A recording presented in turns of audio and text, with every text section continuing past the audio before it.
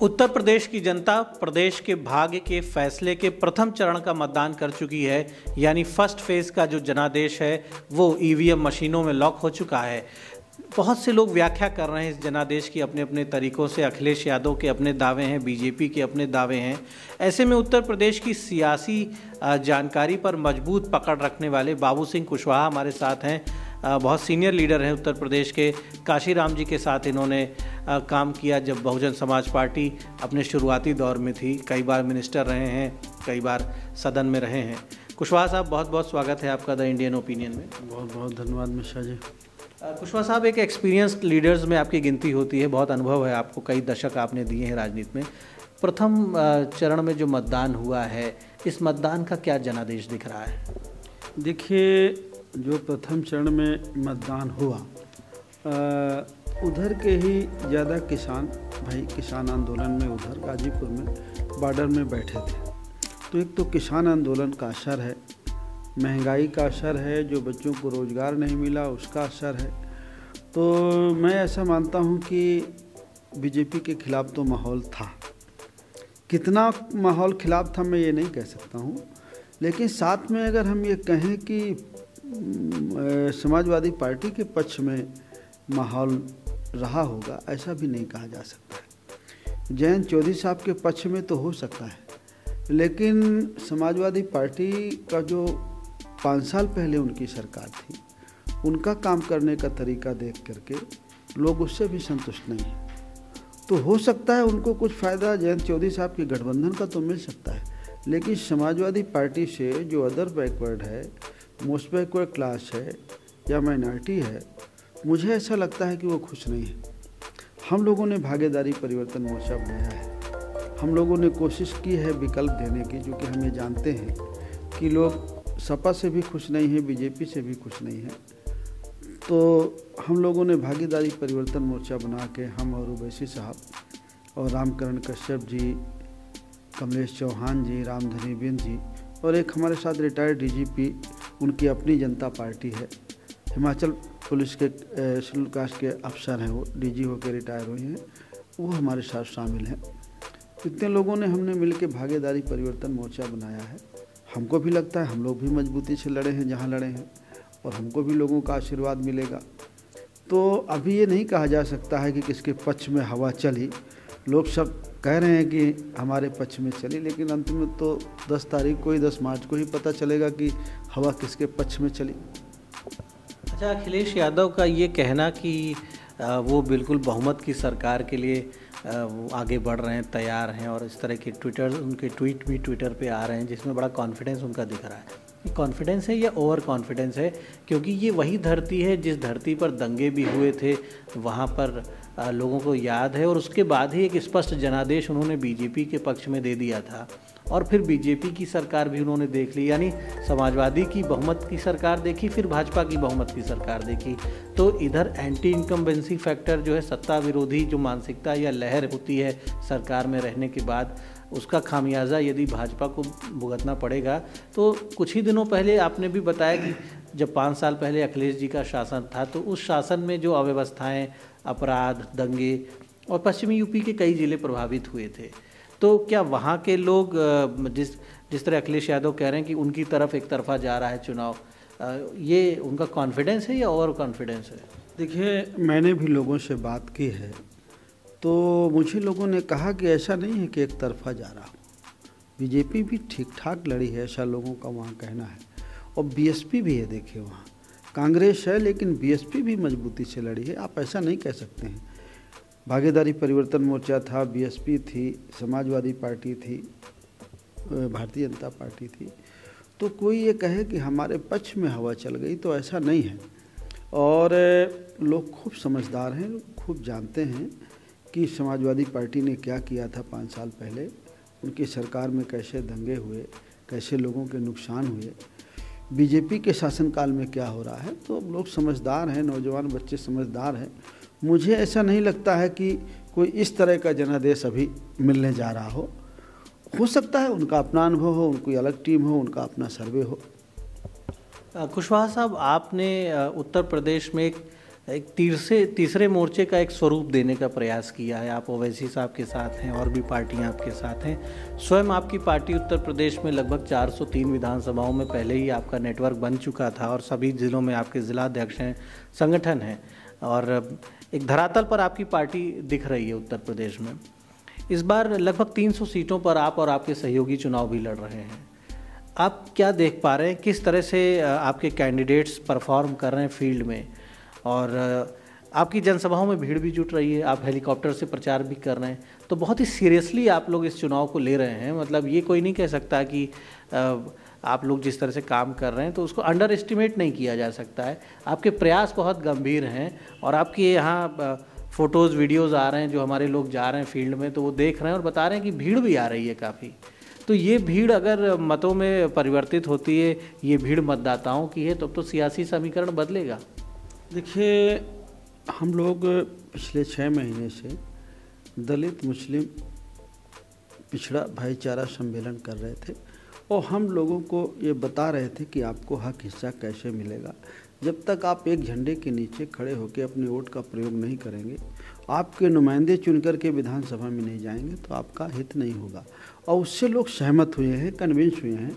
हम देखिए, जो कैंडिडेट खड़े किए हैं बिल्कुल साधारण परिवार से हैं, पैसे नहीं हैं, बहुत दबाव रखने वाले लोग नहीं हैं, सीधे साधे लोग हैं। तो इसका कहीं कहीं खामियाजा उठाना पड़ता है। हमारे लोग रैली में परमिशन लेने के लिए जाते हैं, रिटर्निंग अफसर परमिशन नहीं देता है। 8 तारीख को आप समझ लीजिए कि अम्मापुर के रिटर्निंग अफसर ने परमिशन नहीं दी। हम 2 घंटे रैली करके शाहजहांपुर में खड़े रहे, बैठे रहे हेलीकॉप्टर में, और रिटर्निंग अफसर ने अम्मापुर के परमिशन नहीं दिया। जिला कासगंज लगता है। कल हमारा प्रोग्राम है। आज जो मारहारा है वो भी कासगंज एटा में है, उसके रिटर्निंग अफसर ने परमिशन नहीं दी। और ऊपर से हमारे कैंडिडेट को इतना डरवाया कि हम परमिशन नहीं हम दे रहे हैं, लेकिन परमिशन अगर आप एप्लीकेशन डाले हैं तो आपको खर्चा आपके ऊपर ऐड हो जाएगा इतने लाख रुपया, इसलिए आप लिख के दीजिए। तो उससे लिख के लिया, ज़बरदस्ती उससे लिख के लिया और हमारे पे मैसेज भेजा कि 20,000 रुपया आपका कैंडिडेट नहीं जमा कर रहा है। सिकंदरा में वहाँ के रिटर्निंग अफसर ने उससे कहा 26 मीटर बाई 26 मीटर का पक्का हेलीपैड बनाओ, तब हम परमिशन देंगे। और परमिशन हम देना चाहते हैं, और आप अगर नहीं बनवाएंगे तो खर्चा भी जोड़ देंगे आपके ऊपर 4-5 लाख रुपया। नहीं तो आप लिख के दे दो कि हम नहीं करा सकते हैं, हम अपनी एप्लीकेशन पर डाल करते। तो उससे लिखा के ले लिया कि एप्लीकेशन हम पर डाल लेते। तो एक खास करके जो कानपुर का एरिया है, एटा और कासगंज का जो जिला प्रशासन है, रिटर्निंग अफसर ऐसा व्यवहार कर रहे हैं कि जैसे वो किसी एक पार्टी के पक्ष में काम कर रहे हैं। हमारे प्रोग्राम नहीं होने दे रहे हैं, हमारी रैलियाँ नहीं होने दे रही। अब एटा में प्रोग्राम है परसों, वहाँ का भी रिटर्निंग अफसर परेशान कर रहा है, कह रहा है उस दिन अखिलेश यादव जी आने वाले हैं, जगह खाली नहीं है, फील्ड खाली नहीं है, आपको हम 10 किलोमीटर बाहर देंगे हेलीपैड और रैली कहीं और देंगे। तो इस तरह से हमको परेशान किया जा रहा है, हमारे प्रत्याशियों को परेशान किया जा रहा है। मैं आपके माध्यम से चुनाव आयोग से मांग करता हूं कि भाई परमिशन सबको दी जानी चाहिए। लोकतंत्र में चुनाव लड़ रहे हैं, सबको अपनी बात रखने का हक है, सबको अपनी बात कहने का हक है। रिटर्निंग अफसर जो ऐसा कर रहे हैं उनके खिलाफ कार्रवाई होनी चाहिए, या उन्हें समझाना चाहिए कि वो पक्षपात में किसी के ऐसा मत करें कि किसी का प्रोग्राम ना होने दें। और इसकी हम निंदा करते हैं, हम इलेक्शन कमीशन को भी लिखते हैं और आप सब लोगों को भी कॉपी देंगे, और यहाँ के जितने जिला प्रशासन के लोग हैं उनको भी सबको हम लिख करके उनकी शिकायत करेंगे। क्या आप ये देख पा रहे हैं कि किसी पार्टी विशेष के इशारे पर कुछ ऑफिसर्स काम कर रहे हैं जो आपकी पार्टी को डिस्टर्ब करने की कोशिश कर रहे हैं कि आप अच्छे से परफॉर्म ना कर पाएँ, या दूसरे दलों का जो समीकरण है वो न बिगड़ने पावे वहाँ पर, या ख़ास तौर पर समाजवादी पार्टी की ओर आपका इशारा है क्योंकि वहाँ अखिलेश जी की मीटिंग होनी है और वहाँ पर आपकी मीटिंग होने में दिक्कत क्रिएट की जा रही है? देखिए, वहाँ पर ये एरिया ऐसा है कि यहाँ का प्रशासन बीजेपी की सरकार है और समाजवादी पार्टी के पक्ष में हवा बनाने में अधिकारी जो दबा रहा है वो थोड़ा सा उभार गया है। कुछ सोचते हैं कि नहीं समाजवादी पार्टी के पक्ष में काम किया जाए, कुछ सोचते हैं बीजेपी के पक्ष में काम किया जाए।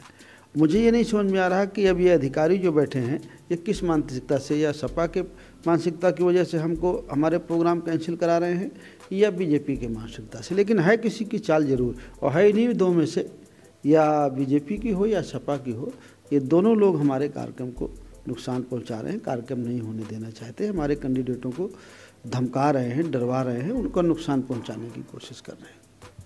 अच्छा, कुछ ऐसा भी परिदृश्य आ रहा है, लोग ये भी कुछ जानकार अंदाज़ा लगा रहे हैं कि उत्तर प्रदेश में त्रिशंकु विधानसभा भी हो सकती है, ये भी हो सकता है कि किसी दल को बहुमत न मिले। तो ऐसे में जो आपका गठबंधन है उसकी एक बड़ी भूमिका हो सकती है, और आपके साथ भी चूँकि समाज के सभी वर्गों को आपने जोड़ा है, पिछले कई महीनों से लगातार आपकी टीम ने काम किया और मिशनरी भाव से आप लोगों ने काम किया है सोसाइटी को कनेक्ट करने में, अलग अलग वर्गों को जोड़ने में। तो क्या दृश्य आप देख पा रहे हैं 10 मार्च के बाद जो तस्वीर होने वाली है, वो उत्तर प्रदेश में किस तरह का एक राजनीतिक समाधान देने वाली है? देखिए, 10 मार्च के बाद जब रिजल्ट आए तो उस बारे में सोचें। हम लोगों ने पूरी कोशिश और मेहनत तो की है वीकर सेक्शन को, पिछड़े को, दलित को जागरूक करने के लिए, अक़लियत को हम लोगों ने जागरूक किया भी है। लेकिन अब ये जो माहौल है चुनाव में, कितना लोग गुमराह कर रहे हैं, कितना दबाव बना रहे हैं, कितना अधिकारी परेशान कर रहे हैं, कहीं कहीं ईवीएम ख़राब हो रही हैं, बहुत सारी चीज़ों की दिक्कत आ रही। इन सब के बाद हम कैसा रिजल्ट दे पाते हैं, हम किस लायक होते हैं, हमारी आशा तो पूरी है कि हम बहुत अच्छा रिजल्ट दें, बहुत अच्छा प्रदर्शन करें। लेकिन अब ये 10 मार्च के बाद पता चलेगा कि हम किस हैसियत में रहते हैं, उसके बाद फिर बात करेंगे आपसे। एक अंतिम सवाल करेंगे कि उत्तर प्रदेश में आप मीटिंगें कर रहे हैं और जा रहे हैं जहाँ जहाँ, अभी ओवैसी साहब के साथ भी आपकी मीटिंगें लग रही हैं, लगभग कितनी जनसभाएं करेंगे? उत्तर प्रदेश के कितने विधानसभा क्षेत्रों में आप संबोधित करने जा रहे हैं? देखिए, हम लोग संभवतः परसों से शुरू करेंगे और पूरे चुनाव भर हम लोगों को लोगों के बीच में जाना है, कहना है। जितना अधिक से अधिक विधानसभाओं में हम जा सकें, हम जाने की कोशिश करेंगे। साथ में भी रहेंगे, अलग अलग भी रहेंगे। तो जन अधिकार पार्टी इस तरह से समाज के अनुसूचित जातियों को इन्होंने एकजुट किया है, ओबीसी वर्ग को एकजुट किया है, माइनॉरिटीज़ को एकजुट किया है, और एक बहुत ऐसा सिद्धांत राजनीति में लेके आए हैं, समान शिक्षा की बात की है इन्होंने कि सोसाइटी में सभी लोग एक जैसी शिक्षा हासिल करें, भागीदारी की बात है, सबको रोज़गार में हिस्सेदारी, सरकारी नौकरियों में हिस्सेदारी। तो यहाँ पर किसी विचारधारा को लेकर किसी वर्ग के खिलाफ विरोध करने की भावना नहीं है कुशवाहा जी की। जो पूरी टीम इन्होंने बनाई है, कई दलों को जोड़ के सोशल रिफॉर्म की बात कर रहे हैं, समाज के एक पुनर्जागरण पर काम कर रहे हैं कि समाज पुनर्जागृत हो और समाज अपनी कमियों को दूर करे, एक प्रोग्रेसिव सोसाइटी बने जिसमें सबके अधिकार, सबके सम्मान सुरक्षित हों। कुछ ऐसी ही बातों के साथ काशीराम जी ने एक बड़ी शुरुआत की थी, जिसके दम पर उत्तर प्रदेश में कई बार बहुजन समाज पार्टी को सरकार में आने का मौका मिला और मायावती जी को मुख्यमंत्री बनने का मौका मिला। उन्हीं पॉलिटिकल वैल्यूज़ के साथ बाबू सिंह कुशवाहा ने एक मजबूत शुरुआत इस विधानसभा चुनाव में की है और उनके लोग दिखाई पड़ रहे हैं, हर जगह उनकी पार्टी दिखाई पड़ रही है।